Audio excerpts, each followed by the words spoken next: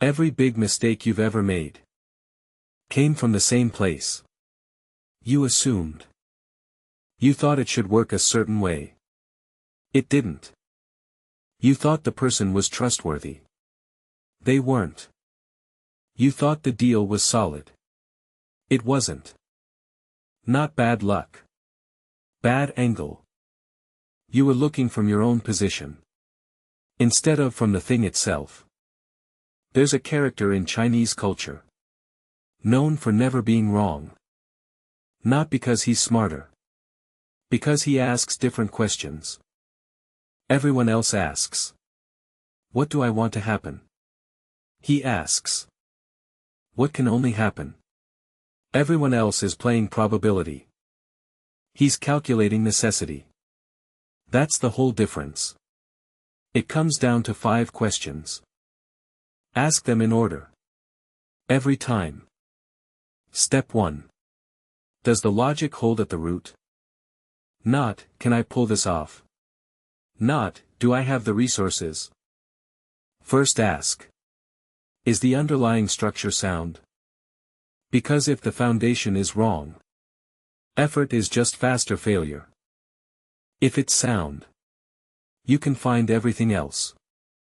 A poor village. No capital. No technology. No connections. Everyone said it couldn't work. But the logic held. People who can endure what others won't. Can produce at a cost others can't match. Low-cost structure against high-cost structure. In the right conditions. That wins. The logic was real. So it worked. The ones who walked away never checked the foundation. They only checked their own fear. Step 2. What must happen? Remove everything that might happen. Most people spend their lives managing maybes. What if this fails? What if they don't respond? What if the market shifts? That's not thinking. That's anxiety with a spreadsheet. Find what is inevitable. In any well-designed situation, there are 3 or 4 things that cannot not happen. Lock those down.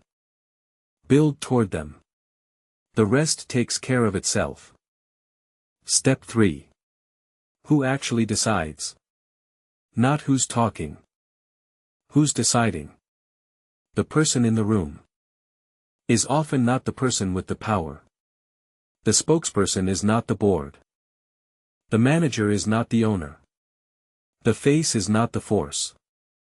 Find the real decision maker.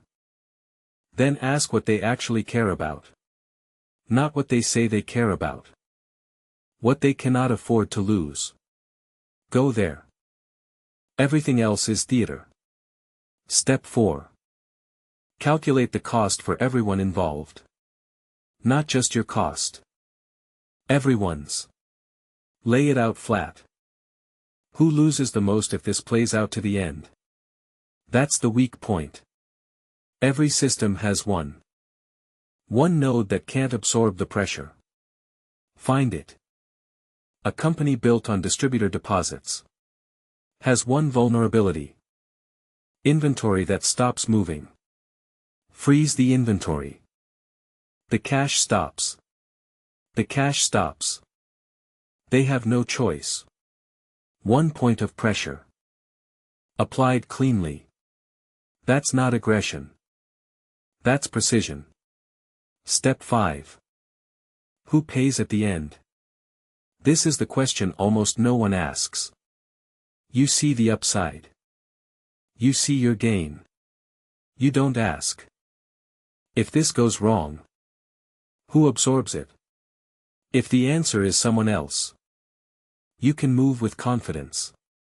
If the answer is you, stop. Ask whether you can carry that weight. The man who tried to blackmail his way to wealth thought he had leverage. He never asked who would pay.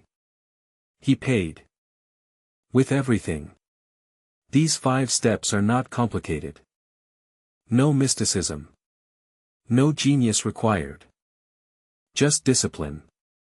Check the foundation. Find the inevitables.